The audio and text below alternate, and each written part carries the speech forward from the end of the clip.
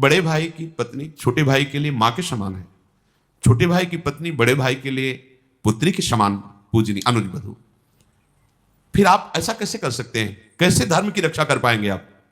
द्रुपद जी ने कहा कि आप 5 में से कोई एक द्रौपदी का वर्ण कर सकता है, क्योंकि अर्जुन जी ने जीता है। चाहे अर्जुन, चाहे आप, चाहे भीम, नकुल या सहदेव, कोई एक राजकुमार हमारी पुत्री से, हम ब्राह्मणों को बुला के रखा है, हम पाणी ग्रहण संस्कार धर्मयुक्त कर देंगे।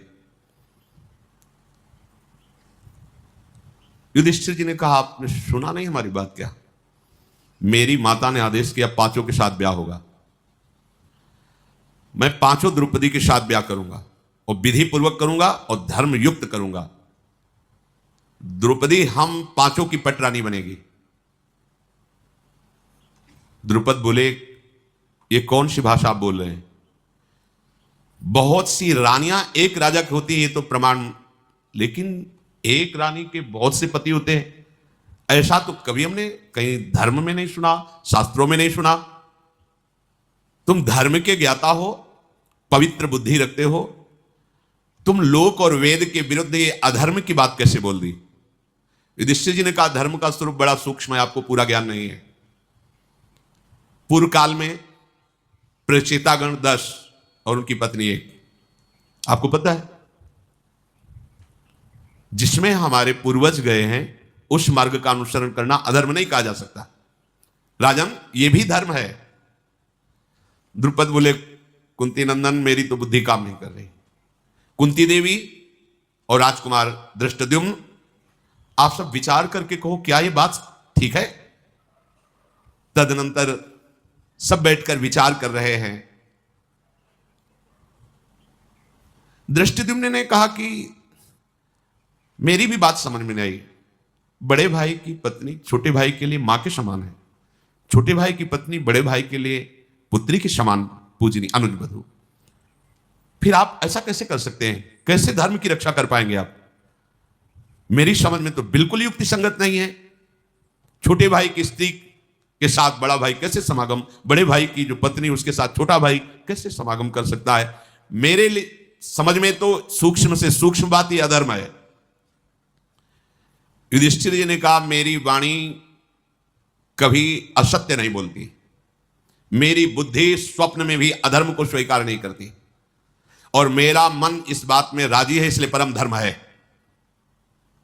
धर्मात्माओं में श्रेष्ठ जटिला नाम की गौतम गोत्र की कन्या 7 ब्रह्म ऋषियों से विवाह किया था। कंडमुनि की पुत्री वार्क्षी ने तपस्या से पवित्र अंतःकरण वाले 10 प्रचेताओं को पति रूप में वर्ण किया था, 10 के साथ 1 पुत्री। तो धर्मज्ञ गुरुजनों के द्वारा बताया गया धर्म संज्ञक मार्ग ये भी है, इसमें कोई दोष नहीं। सब गुरुओं में श्रेष्ठ मेरी माता कुंती मेरी प्रथम गुरु हैं, और वो महान भक्त भी हैं। उन्होंने आदेश किया 5 बांट करके बराबर, अब यही धर्म हमारे लिए है।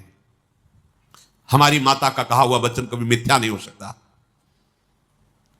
ये सब बात चल ही रही थी कि इतने में भगवान व्यास देव जी पधारे। सब आनंद से मुकर उनका अर्घपाद्य आदि से पूजन किया, बैठाओ का प्रभु। द्रुपद जी ने कहा कि ये समस्या है।